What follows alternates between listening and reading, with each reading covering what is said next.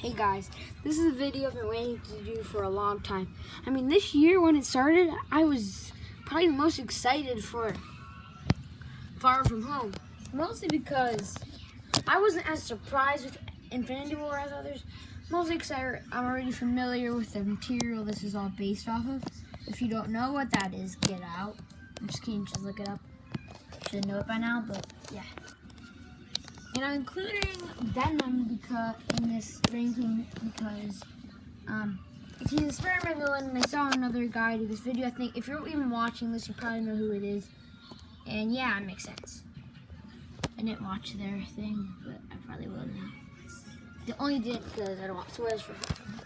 And Far From Home was one of the 4 movies that I need to catch up on, and then a bunch of other classic movies. Now I only have 3 more. 2 superheroes, 1 Toy Story. Okay, you don't give a crap about that. Let's just get into it.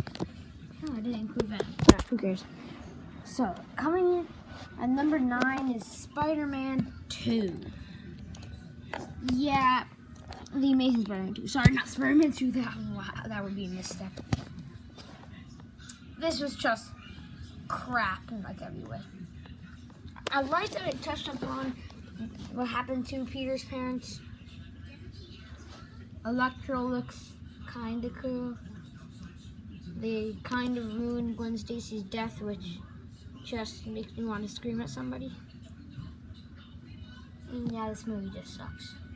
Suffers from one of the same problems as Spider-Man 3, not having enough villains, having too many villains. Coming in at number 8 is Spider-Man 3. You all know why, but I'm kind of not really bothered that much about his emo crap, and then him pointing at women's butts. Mostly because I know why he's doing it, and it kind of makes sense, but it used to suck.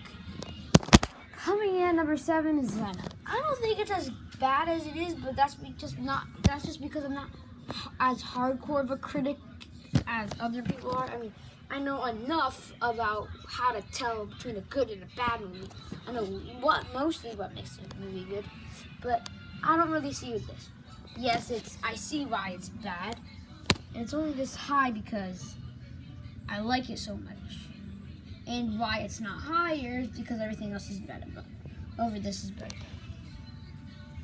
Coming in at number 6 is The Amazing Spider-Man. I really like this movie. I really enjoy it. This isn't supposed to be like a good movie. It's supposed to be an entertaining movie. Just a start. Just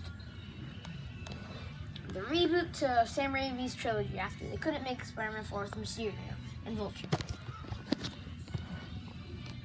And those are how ironic. Those are the 2 for the MCU. I said that out loud, didn't I? And yeah, this is the movie is what it wants to be, a B-class movie. It doesn't want to be the best thing you've ever seen in your life. It doesn't want to be the worst, and obviously doesn't want to be the worst thing you've ever heard of. Coming in number 5, Spider-Man: Homecoming. I love this movie. I mean, it was really revolutionary for the Spider-Verse of movies, but Sam Raimi's trilogy is better. No offense. Coming in at number 4 is Spider-Verse. This is going to be a freaking controversial one. I'm too used to the storyline already and the characters. There's a bunch of Spider-Man cartoons about it, and I know but I mostly know how the comic book storyline unfolds. I'm not telling you how I know that. Magician never reveals the secrets. Go read something for once, kids. This movie is great. I'm just already so familiar with the characters, and I feel like everything in front of this is better. These used to be in 3rd place. You're still gonna yell at me for that? Okay, I'm just gonna shut up. Talking too much. Coming in at number 3, Spider-Man: Homecoming. I loved this movie. I just saw it like 2 days ago. It was awesome. I mean, I like almost everything about this movie. I like how they did Mysterio in this certain way, because yeah, it makes sense. That's like exactly what he did in in the Spider-Man animated series, the 90s cartoon. And no, I barely watched it. No, that's not where I get all my information from. I know what you're writing down in the comments. But, yeah, it's like exactly what he did. So just using stuff like that, he put something on Spider-Man to cause illusions. And overall, this movie is just more enjoyable than Homecoming. It's not focused on being as big, but the credit scene where he just, spoiler alert, obviously, just reveals his identity was awesome. But I didn't really care about that one. I mostly cared about them using J.K. Simmons as J. Jonah Jameson, but yeah. Coming at number 2 is Spider-Man 2. This is the best it's one of the best, probably the best superhero movie ever. Why it's not in first place? Because screw you. The train scene is just, I'm not even going to say it if you don't like this movie. Screw you, yes.